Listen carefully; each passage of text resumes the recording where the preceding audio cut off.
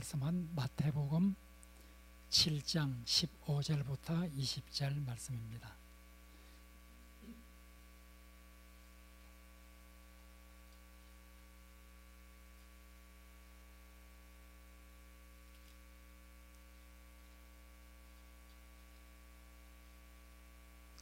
마태복음 7장 15절부터 20절 말씀,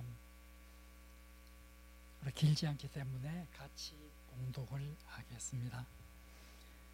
거짓 선지자들을 삼가라. 양의 옷을 입고 너희에게 나오나 속에는 누락질하는 일이라.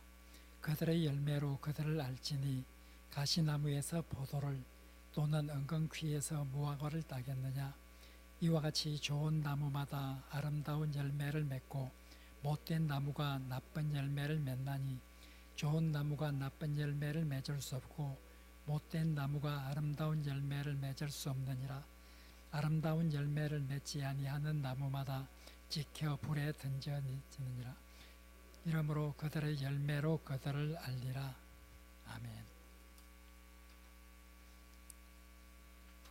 산상설교 마태복음 5장, 6장, 7장을 일컫는 그런 용어입니다.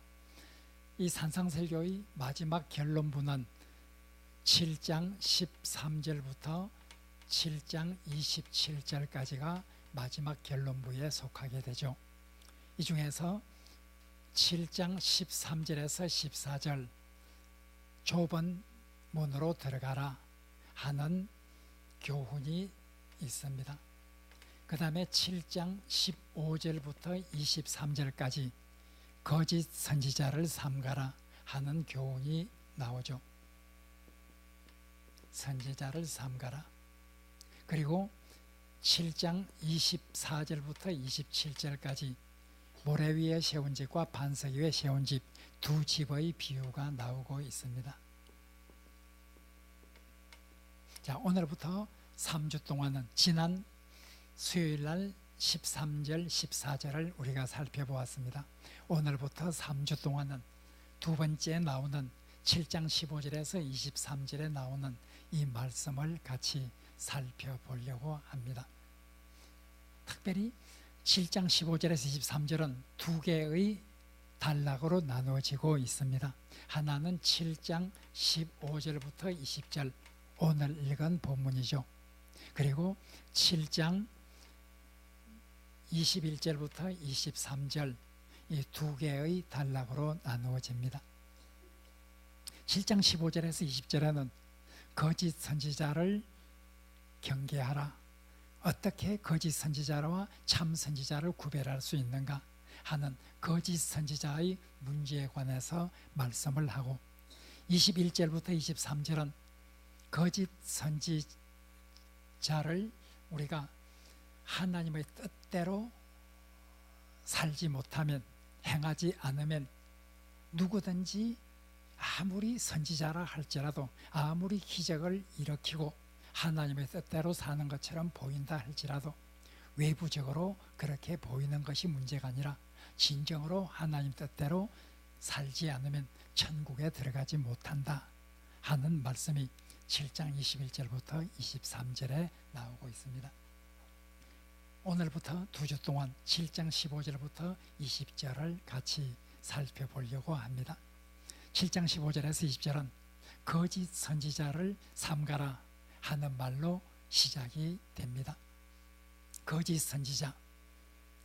우리가 갑자기 산상설교의 결론부에서 거짓 선지자를 삼가라고 하는 이런 교훈이 나오는 것이 상당히 의외로 생각이 듭니다. 왜냐하면 원래 결론부라고 하는 것은 지금까지 말한 내용을 종합적으로 요약하든지 지금까지 말한 내용을 기반으로 해서 어떤 좀 더 앞으로 발전시키는 이런 것을 제시를 하든지, 이런 것이 대개 결론 부분입니다. 그런데 거짓 선지자에 관한 이런 새로운 어떤 주제가 결론부에 나타난다는 것은 흔히 있는 일은 아니죠. 결론부에서는 새로운 어떤 주제, 지금까지 본론과 서론에서 전혀 언급하지 않은 그런 새로운 주제를 다시 끄집어낸다는 것은 일반적으로 결론부에서 하는 것은 아닙니다. 사실 15절에서 20절 이 부분이 없다고 하면 산상설교의 결론부는 더 자연스럽게 느껴질 것입니다. 지금까지 하나님의 뜻대로 살으라고 하는 그 사랑에 관한 하늘 백성의 행동 지침을 계속해서 말해왔습니다. 이제 결론적으로 좁은 길로 가야 한다. 그리고 하나님의 뜻대로 살아야 한다. 그리고 두 집의 비유처럼 우리는 반석 위에 집을 세워야 한다. 이렇게 결론이 이 부분을 책략하고 나갔다고 하면 아주 결론 부분으로 지금까지 말한 내용을 강하게 이젠 행할 수 있도록 요청하는 그런 어떤 내용으로 되기 때문에 상당히 결론부가 자연스러울 것입니다.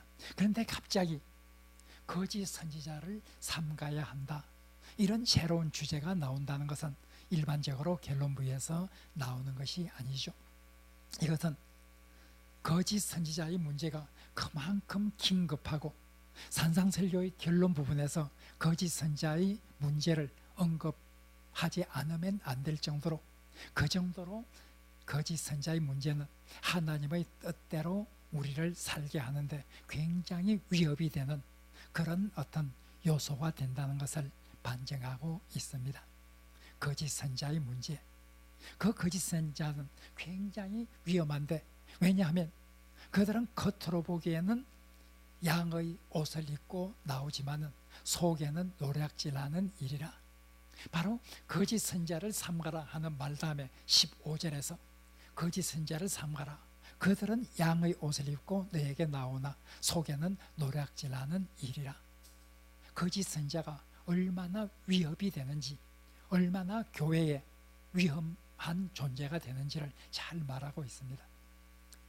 그들은 양의 옷을 입고 나오지만 속에는 노략질하는 일이기 때문에 그들을 분별하지 못한다고 하면 노략질을 당할 수밖에 없다 하는 거예요. 굉장히 거짓 선지자는 위험한 존재라 이렇게 15절에서 말하고 있습니다. 그래서 위험하기 때문에 거짓 선지자를 분별할 수 있어야 한다 하는 말씀입니다. 오늘은 바로 초대교회에서 왜 거짓 선지자의 문제가 그렇게 심각하게 대두되었는가? 오늘 16절부터 20절 그것은 다음 시간에 하고 오늘은 바로 거짓 선지자를 삼가야 할 수밖에 없는 초대교회의 현실, 초대교회 거짓 선지자가 얼마나 위협적인 이런 존재로 다가왔는가 하는 것에 대해서 잠깐 우리가 살펴보려고 합니다. 거짓 선지자, 초대교회는 사실 이 거짓 선지자의 문제가 심각할 수밖에 없었어요. 왜냐하면 초대교회는 성령이 굉장히 강조되던 그런 시기였습니다. 유대인들은 바로 학개, 스가랴, 말라기 마지막 구약 성서의 예언자 다음에 성령의 활동이 끊어졌다 이렇게 생각을 하였습니다. 그리고 그들은 확실히 믿기를 언젠가 메시아 시대가 오면 성령께서 다시 아주 왕성하게 활동할 것이다. 메시아가 성령으로 기름 부음을 받고 메시아와 함께 성령은 크게 우리에게 임할 것이라 그렇게 믿었습니다. 바로 예수 그리스도가 메시아였습니다. 예수 그리스도를 메시아로 믿는 초대 그리스도교 공동체는 성령의 강림을 그들은 경험을 하고 성령의 은사가 얼마나 귀한 것인지를 그들은 체험을 했던 그런 사람들입니다. 신약 성경에 보면 온통 성령이란 말이 강조가 되고 있습니다. 그런데 성령께서 하시는 은사 중에 하나는 예언의 은사가 있습니다. 예언의 은사. 성령을 통해서 우리가 예언을 받는다. 예언이라고 하는 것이 반드시 어떤 앞날에 이루어질 어떤 일을 미리 이야기한다. 그런 말은 아닙니다. 구약 성경에서 우리가 예언서라고 하는 이런 글들을 읽어보면 앞날을 예측하는 앞날에 대해서 미리 이야기해주는 이런 내용은 극히 소수입니다. 대부분은 현재 그들의 삶이 어떻게 살아야 될지 하나님의 뜻을 전하는 그것이 예언입니다. 물론 예언에는 미래에 대한 예언도 포함되어 있습니다. 그러나 미래에 대한 예언은 일부분이고 하나님의 말씀을 받아서 전하는 이것이 바로 예언입니다. 그런데 이 초대교회 때 성령의 은사 중에 예언의 은사가 있어서 내가 성령으로부터 이런 지시를 받았다, 내가 하나님으로부터 이런 신탁을 받았다 하고 말을 하면 바로 상당히 그 말을 듣는 사람은 일단 믿을 수밖에 없어요. 안 믿었다가 더 큰 일을 당하면 안 되기 때문에 일단 어떤 사람이 내가 성령으로 계시를 받았다, 내가 하나님으로부터 어떤 이런 신탁을 받았다 그렇게 하고 전해주면 거기에 대해서 믿지 않을 수가 없어요. 그러나 믿는다고 했을 때 그 사람이 거짓 선지자였을 때 굉장한 어떤 어려움이 닥쳐오고 굉장히 어떤 오히려 하나님의 뜻이 아닌 것을 하나님 뜻으로 생각하게 되어요. 우리가 예언이라고 하는 것은 하나님의 이름으로 전하는 것은, 성령의 이름으로 어떤 전하는 것은 상당히 믿는 사람에게 어떤 저 말을 믿어야 할까 믿지 않아야 할까 그런 어떤 곤란한 지경에 빠지게 되어요. 왜냐하면 그 사람이 정말 성령으로부터 온 말씀을 받았는지 하나님으로부터 온 말씀을 받았는지 그것은 알 수가 없어요. 그렇기 때문에 이렇게 어떤 사람이 내가 하나님의 말씀이다 하고 예언을 한다고 하면 상당히 믿을 수도 없고 안 믿을 수도 없고 이렇게 이런 상황에 처하게 돼요. 오늘날도 사실 한국교회에서 예언을 한다고 하면서 어떤 하나님의 말씀을 받았다고 이렇게 전하는 그 말을 믿을 수도 없고 또 믿지 않을 수도 없고 참 어려운 그런 상황에 처해지게 되죠. 우리가 사실 성령의 이름으로 하나님의 이름으로 말하지 않는 그런 말도 앞으로는 어떻게 될 것이다, 지나가는 사람이 당신은 앞으로 어떻게 될 것이다 이렇게 말하고 지나간다고 하면 그것이 좋은 말이면 괜히 기분이 나쁘지 않아요. 그것이 좀 자기에게 불행이 닥쳐온다는 그런 말이면 지나가는 사람이 자기에게 던져가는 그 말도 굉장히 기분이 좋지 않아요. 지나가던 사람이 어떤 자기의 미래에 될 일에 관해서 말하고 지나간다 할지라도 괜히 기분이 좋거나 좋지 않게 되는 법인데 하물며 성령으로부터 내가 계시를 받았다, 하나님부터 내가 계시를 받았다 그렇게 말한다고 하면 내가 기도를 했는데 당신은 이렇게 해야 한다는 어떤 계시를 받았다 그렇게 말한다고 하면 그것이 굉장히 우리들에게 어려움을 주게 되는 거예요. 초대교회는 그렇게 어떤 성령으로부터 받았다, 하나님부터 내가 받았는데 당신은 이렇게 해야 된다 어떤 그런 말을 전해주면 예언의 은사를 받았다고 하면서 그런 말을 전해주면 그것이 굉장히 사실 어려워요. 초대교회에서 굉장히 어려운 것 중에 하나가 예언에 관한 이런 자세였어요. 그것을 받아들여야 되느냐, 그것을 받아들이지 않아야 되느냐, 그것이 진짜 하늘로부터 온 것이라고 하면 받아들이지 않으면 안 되고 하늘로부터 온 것이 아니라면 받아들여서는 안 되는데 도대체 이렇게 예언자라고 하면서 자기에게 나타나서 이렇게 하라 그렇게 말했을 때 어떻게 해야 되는가 하는 것이 참 어려운 문제였어요. 그렇기 때문에 예언에 대해서 성경은 계속해서 신약성경에 보면 예언에 대해서 분별하라, 예언을 받았을 때 그것을 시험하라, 그 사람이 정말 예언자인지 가짜 예언자인지 그것을 분별하라, 그것을 시험하라. 이렇게 시험하라고 하는 말이 종종 나와요. 예언을 받았을 때 그것을 시험하라, 시험해라는 거예요. 그런데 시험하라고 하지만은 시험을 어떻게 해야 될지 이것이 참 어려워요. 성경에는 예언은 어떤 점에서 예언은 상당히 거짓 선지자가 예언했다고 했을 때 그 예언은, 거짓 예언은 우리에게 상당히 위협이 될 수 있어요. 따라서 시험을 하라, 즉 검증을 해보라는 거예요. 그러면 어떻게 시험을 하는가?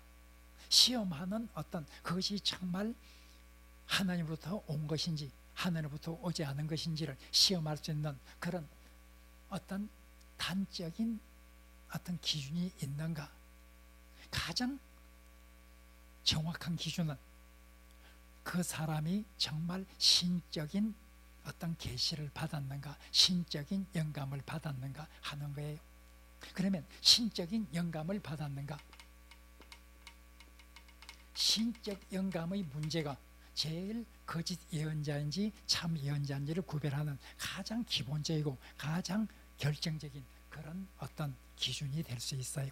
정말 그 사람이 신적인 영감을 받았나, 정말 성령으로 혹은 하나님으로부터 어떤 계시를 받았나, 그것이 가장 중요한 것이죠.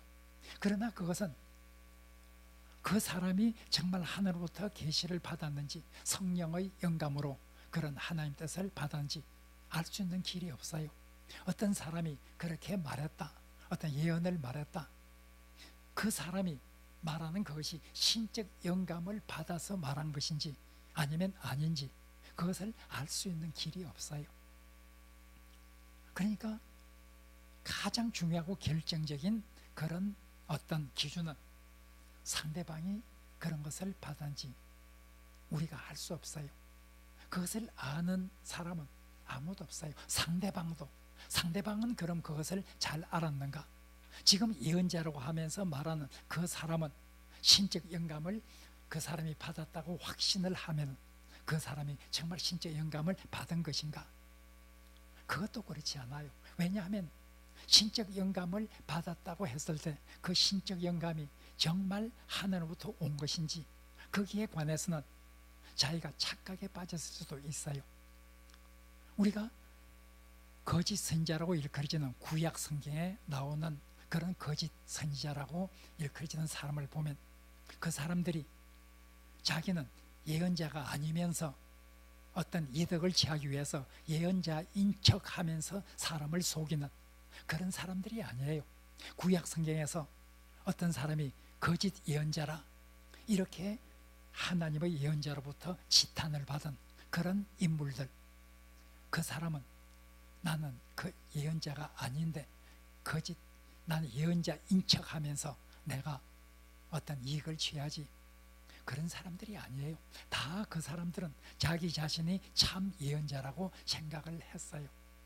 다 그런 사람들이에요. 신약 성경에도 마찬가지예요.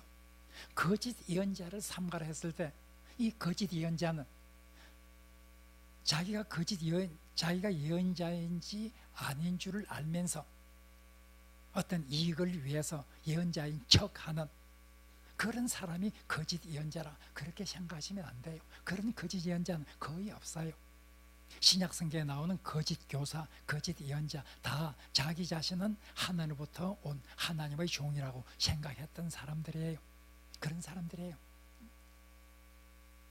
그런데 그 영감이 자기는 그렇게 생각을 했는데 실제 하나님부터 받은 것이 아니에요. 예를 들어서 어떤 꿈을 꾸었다. 그 꿈을 하나님의 계시로 생각하면서 하나님으로부터 받았다. 그렇게 생각할 수 있어요. 그러나 꿈이라고 하는 것이 어떤 경우에는 하나님의 계시일 수 있어요. 꿈을 통해서 하나님께 주시는 그런 계시일 수 있지만 꿈은 때때로 자기가 원하는 것을 하나의 꿈을 통해서 나타나게 되는 그런 어떤 현상도 꿈에 많이 포함되어 있어요. 자기가 원해서 그런 꿈을 꾸는데 그것이 하나님의 뜻이라 그렇게 생각을 해버린다고 하면 자기의 욕망이 자기가 원하는 바가 곧 하나님의 뜻이고 그렇게 하나님 뜻으로 둔갑하는 그런 것이 되어버리고 말죠. 굉장히 어려운 거예요. 우리가 어떤 예언자가 자기 자신은 참으로 하늘로부터 받았다고 확신하는 그런 경우라 할지라도 실제로 사실은 하늘로부터 오지 않는 그런 경우가 많이 있어요. 다음 시간에 21절부터 23절을 보게 될 텐데 그곳에서도 보면 잘 나타나요. 그곳에서도 보면 바로 자기 자신들은 참 예언자로서 하나님으로부터 영원한 생명을 받을 것이라 확신했던 사람이에요. 예수님이 22절에서 천국의 반열이 아니라 바로 어떤 지옥의 반열로 심판을 한 그 사람들 중에 많은 사람이 깜짝 놀라면서 주여 주여 우리가 주의 이름으로 선지자 노릇하고 우리가 주의 이름으로 귀신을 쫓아내고 우리가 주의 이름으로 많은 권능을 행치 아니하였나이까 그렇게 예수님께 반문할 것이다. 그들은 자기는 분명히 참 예언자로서 천국을 소유할 수 있을 것이라 확신했던 사람이에요. 그러나 23절에 보면 예수님께서 그들에게 말하기를 내가 너희를 도무지 알지 못하나니 불법을 행하는 자들아 내게서 떠나가라 이렇게 말할 것이다. 그 사람들은 예수로부터 천국으로 어떤 보상을 받지 못하고 지옥으로 심판을 받은 많은 사람들이 깜짝 놀라면서 내가 왜 지옥입니까? 내가 주의 이름으로 선지자 노릇하고 주의 이름으로 귀신 쫓아내고 주의 이름으로 많은 권능을 행했는데 내가 어떻게 지옥 행이란 말입니까? 이렇게 반문할 것이다. 그 사람들은 세상에 있을 때 착각 속에 빠졌어요. 자기는 참 선지자로 생각했어요. 사람들을 속이기 아니면서 선지자인 줄 아니면서 선지자인 척한 사람들이 아니에요. 자기는 선지자라고 철수까지 믿었던 사람들이에요. 우리가 바로 이런 어떤 초대교회 거짓 선지자가 상당히 많이 있었어요. 자기 자신은 선지자로 생각했지만 실제로 하나님으로부터 온 것이 아닌 이런 말을 사람에게 전하고 교회를 어지럽히게 되는 이런 경우가 많이 있게 되었어요. 그러니까 참 교회가 어려운 거예요. 초대교회 때 성령의 역사로 여러 가지 은사가 있고 예언의 은사를 받았다고 하면서 예언을 하는 이런 사람들이 나타났을 때 그 말을 믿어야 될지 안 믿어야 될지 굉장히 어려워요. 우리가 신적 영감의 문제 가장 중요하고 결정적이지만 이것조차도 상대방의 신적 영감을 받았는지 그것을 우리는 알 수가 없어요. 그렇기 때문에 이것도 실제적으로 어떤 기준이 될 수가 없어요. 따라서 신약시대 때 보면 구약시대 때도 그렇고 많은 이런 기준을 제시를 해요. 이제 그 기준을 제시하는데 그 기준이 우리가 구약 성경이나 초대교회에서 많이 제시되었던 기준 중에 하나가 그 예언의 내용이에요. 자, 예언의 내용이 첫째로 예언의 내용이 어떤 하나님의 말씀에 어긋나는가? 하나님의 말씀.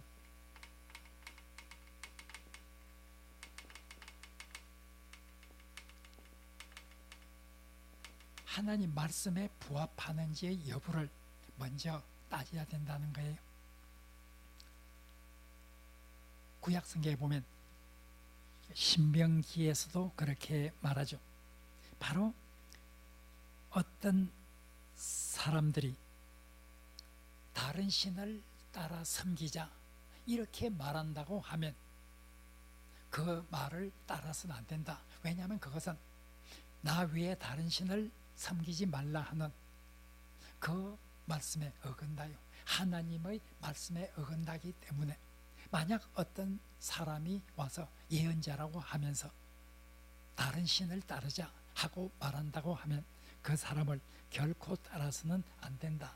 그 그 예언의 말씀이 이미 주어진 하나님의 말씀에 부합하는지를 보아야 한다. 신명기 13장 2절에서 3절에 나오고 있어요. 또 바울도 마찬가지예요. 바울도 갈라디아 1장 8절에서 9절에 보면 내가 이미 여러분들에게 복음을 전했다. 내가 여러분들에게 전한 복음은 하늘부터 온 것이다. 하나님의 말씀이다.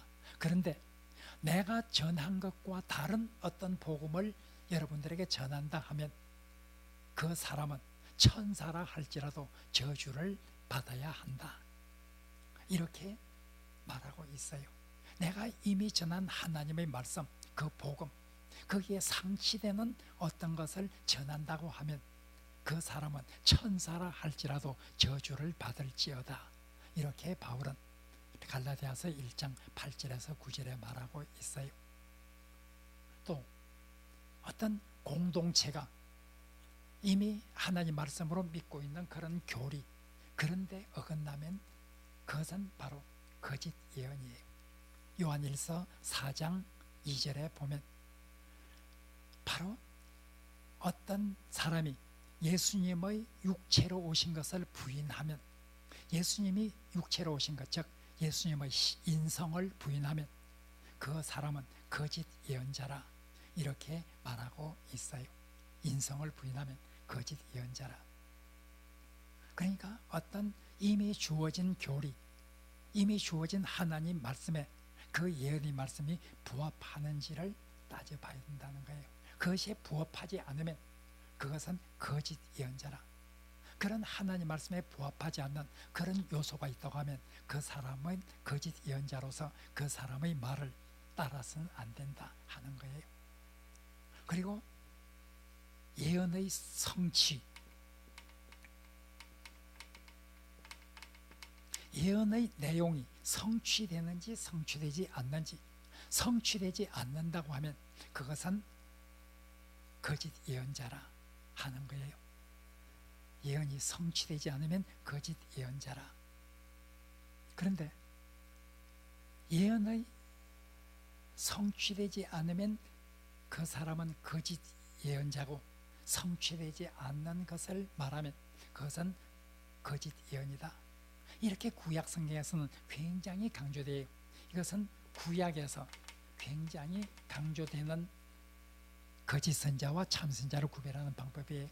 그러나 신약 성경을 읽어보면 굉장히 놀랄 정도로 신약 성경에서는 그 예언이 성취되느냐 성취되지 않느냐 하는 이것을 가지고 거짓 예언자인지 참 예언자인지를 구별하는 그런 기준으로 말하는 곳은 신약 성경에 한 군데도 나오지 않아요. 구약 성경에 예언의 성취 여부가 예언 참된 예언자인지 거짓 예언자인지를 구별하는 그런 기준으로 구약에서 그렇게 강조했는데 왜 신약에서는 여기에 관해서는 일체의 언급이 없을까? 그런 생각을 하게 돼요. 아마 학자들은 여러 가지로 추측을 해요. 우선 이것은 예언의 성취 여부는 그 사람이 거짓 예언자인지를 구별하는데 별 도움이 안 돼요. 왜냐하면 예언을 할 때, 어떤 사람이 예언을 할 때 그때에 저 사람이 거짓 예언자인지 참 예언자인지를 구별해야 되는데 이 예언의 성취는 시간이 지나야 알 수 있어요. 시간이 지나야 알 수 있기 때문에 예언을 받는 그때에 그 사람이 거짓 예언자인지 여부는 이것을 가지고 알 수가 없어요. 그러니까 효용이 좀 떨어지기 때문에 여기에 신약에서는 기록 안 할 수 있어요. 그러나 그것보다도 신약에서 더 큰 이유는 신약 시대 때는 이제 구약 시대 때와 달리 더 많은 하나님의 계시가 이루어졌어요. 신약 시대 때는 성령을 통해서도 어떤 앞날에 대해서 우리가 이야기할 수 있지만은 악령도 어떤 초월적인 힘을 가지고 있다. 이것이 신약 시대 때 새롭게 그들이 발견한 진리였어요. 우리가 어떤 장래의 일을 말하고 어떤 초월적인 기적을 행하는 이것은 반드시 성령을 통해서만 이루어지는 것이 아니고 악령을 통해서도, 물론 하나님의 능력에 비길 수는 없지만은 그래도 악령을 통해서도 장래일에 대해서 알아맞힐 수도 있고 악령을 통해서도 어떤 초월적인 기적이 일어날 수 있다는 거예요. 그렇기 때문에 바로 이런 예언이 성취되었다고 하는 이것만 가지고 거짓 예언자가 아니다, 참 예언자라 이렇게 생각해 버린다고 하면 굉장히 위험할 수 있다는 거예요. 왜냐하면 악령을 통해서도 미래에 대한 일을 어느 정도 예측하고 초월적인 이런 기적이 일어날 수 있기 때문에 그런 것을 보고 무조건 따라간다고 하면 그것은 상당히 위험할 수 있다는 거예요. 실제로 그렇죠. 실제로 우리가 박태선 장로라든지 이런 어떤 기적이 많이 수반되는 그런 어떤 이단들이 많이 있었어요. 그런 어떤 예언이 성취되었다, 초월적인 어떤 기적이 일어났다, 그런 것만 가지고 참 선지자라 이렇게 말한다고 하면 굉장히 위험한 거예요. 따라서 신약 성경에서는 더 이상 그 예언의 말씀이 성취되는가 여부에 따라서 거짓 예언자인지 참 예언자인지를 구별하라 하는 말씀은 더 이상 신약 성경에는 나오지 않아요. 일단 신약 성경에서 예언의 내용이 하나님 말씀에 부합되는지 여부를 반드시 알아봐야 한다 하는 것이고, 이젠 두 번째가 이젠 아주 신약 성경에서 가장 강조하는 거예요. 예언자의 행위, 예언자의 삶을 보아야 된다. 예언자의 삶, 이것이 신약 성경에서 굉장히 강조되어져요. 이제 여기에 관해서는 본문과 함께 다음 수요일 날 우리가 공부를 하도록 그렇게 하겠습니다. 우리가 정말 거짓 예언자, 오늘날도 초대교회 때도 교회가 거짓 예언자 문제로 굉장히 어려웠어요. 오늘날도 거짓 예언자의 문제는 역시 우리들에게 굉장히 중요한 문제예요. 거짓 예언자, 바로 거짓 예언자가 교회를 굉장히 어지럽힐 수 있어요. 거짓 예언자라고 하는 것은 이단만을 말하는 것이 아니에요. 성경에서 말하는 거짓 예언자는 이단만을 말하는 게 아니에요. 이단도 물론 거짓 예언자죠. 그러나 정통 그리스도교 안에서 사람들은 거짓 예언자라고 그 사람을 말하지 않지만 자기 자신은 철저히 하나님으로부터 보냄을 받은 그런 사람이라고 말하지만 실제로 교회 안에는 거짓 예언자가 굉장히 많을 수 있다는 그런 경고를 실제로 복음서는 우리들에게 전해주고 있습니다. 우리가 거짓 선지자를 삼가라 하는 이런 교훈처럼 우리가 정말 참 선지자와 거짓 예언자를 분별할 수 있는 이런 어떤 영적인 눈을 달라고 하나님 앞에 기도해야 될 때입니다. 우리가 말씀 생각하면서 한 3분 동안 기도하겠습니다. 몽골에 간 우리 선교팀들을 위해서도 기도해 주시고, 오늘 한 3분 안에 그런 기도를 다 하지 못한다 할지라도 이번 주간에 몽골에 가 있는 이분들을 위해서 우리 나라와 국가의 현실을 위해서 또 많이 기도하는 그런 하나님 백성이 되기를 바랍니다. 한 3분 동안 같이 기도하겠습니다.